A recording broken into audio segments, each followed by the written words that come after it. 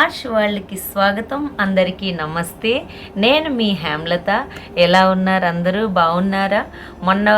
మనం గాయత్రి మహిమ మీద పెట్టినటువంటి వీడియోకి మంచి ఆదరణ లభించింది. అందరికీ పేరు పేరున ధన్యవాదాలు అండి.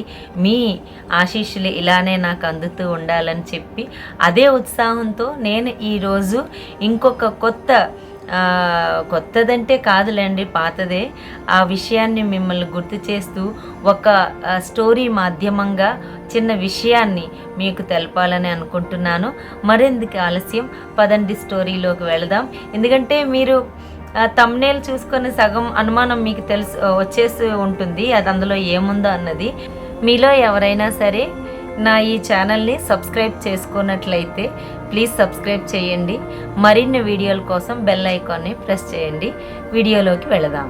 ఒకరోజు మధ్యాహ్నం సమయంలో ఒక తండ్రి తన గదిలో కూర్చొని ఆఫీస్ పని చేస్తూ ఉన్నాడు. ఆ గది చాలా ప్రశాంతంగా ఉంది. అంతలో అతని 5వ తరగతి చదివే చిన్న కుమారుడు ఆ గదిలోకి వచ్చాడు. ఆ పిల్లవాడు చాలా చలాకీగా ఉండేవాడు. ఇక్కడ అక్కడ తిరుగుతూ టేబుల్ మీద ఉన్న వస్తువులను తాకుతూ తండ్రిని మళ్ళీ మళ్ళీ అడుగుతూ కొంచెం డిస్టర్బ్ చేయడం ప్రారంభించాడు.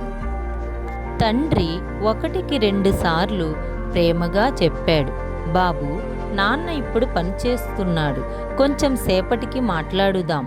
కానీ పిల్లవాడు వినలేదు. మళ్ళీ మళ్ళీ అతన్ని డిస్టర్బ్ చేస్తూనే ఉన్నాడు. అప్పుడు తండ్రికి ఒక ఆలోచన వచ్చింది. గోడ మీద వేలాడుతున్న ప్రపంచ పటాన్ని, వరల్డ్ మ్యాప్ తీసి దాన్ని చిన్న చిన్న ముక్కలుగా చింపేసి పిల్లవాడికి ఇస్తూ అన్నాడు, ఈ పటాన్ని నువ్వు సరిగా జోడిస్తే నేను నీకు ఒక బహుమతి ఇస్తాను. పిల్లవాడు బహుమతి వస్తుందన్న ఆనందంతో ఆ ముక్కలన్నీ తీసుకుని వాటిని అమర్చడం ప్రారంభించాడు. కానీ అది అంత సులభం కాదు. ఒక్కొక్కసారి పైభాగం సెట్ అయితే కింద భాగం అవ్వట్లేదు, కింద భాగం సెట్ అయితే పైభాగం అవ్వట్లేదు. ఇలా ఎన్నిసార్లు ప్రయత్నించినా పటం సరిగ్గా కుదరడం లేదు. ఇలా చాలాసేపు గడిచిపోయింది. తండ్రి కూడా సంతోషంగా ఉన్నాడు.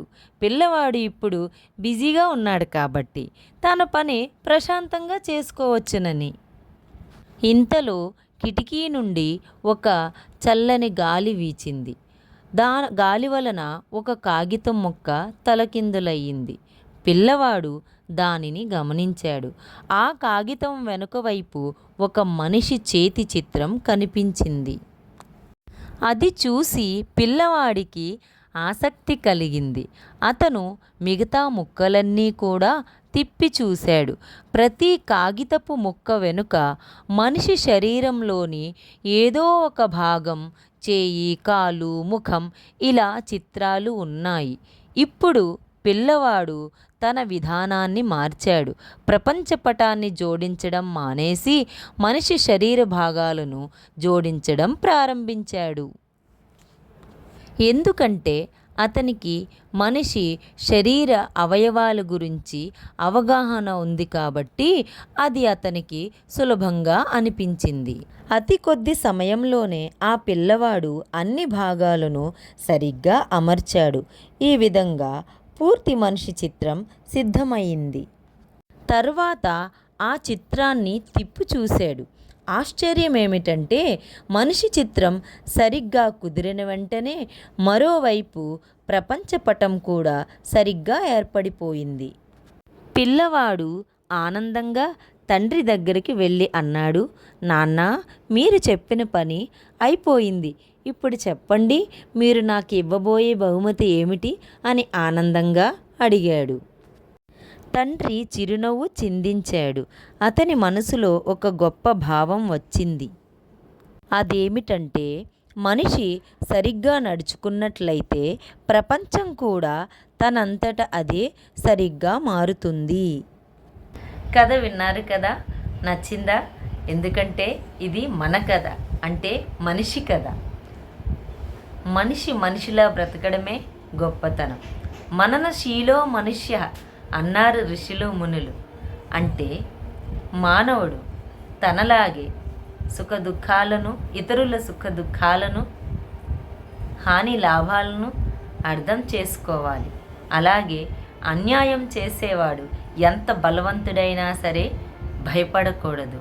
న్యాయంగా ఉన్నవాడు ఎంత బలహీనుడైనా సరే గౌరవించాలి. ధర్మాన్ని అనుసరించేవాడు అనాథ అయిన, బలవంతుడైన, నిర్బలుడైన మనం కాపాడుకోవాలి. అలాగే అధర్మాన్ని ఆచరించేవాడు ఎంత గొప్పవాడైనా, బలవంతుడైనా అతని అన్యాయాన్ని తగ్గించాలి, అతని బలాన్ని తగ్గించాలి. న్యాయం చేసే వారి బలాన్ని మనం పెంచాలి, అందులో తోడ్పడాలి. అలా అయితేనే మానవుడి యొక్క మానవత్వం. అలా ఈ పనిలో ఒకవేళ మనకి అవసరమైతే ఎన్ని అడ్డంకులు వచ్చినా అడ్డుకోవాలి. అందులో మన ప్రాణాలు సైతం పరంగా పెట్టాలన్నప్పటికీ కూడా పెట్టాలి. అదే మానవత్వం, అదే మనిషితనం కూడా. నమస్తే, ధన్యవాదాలు.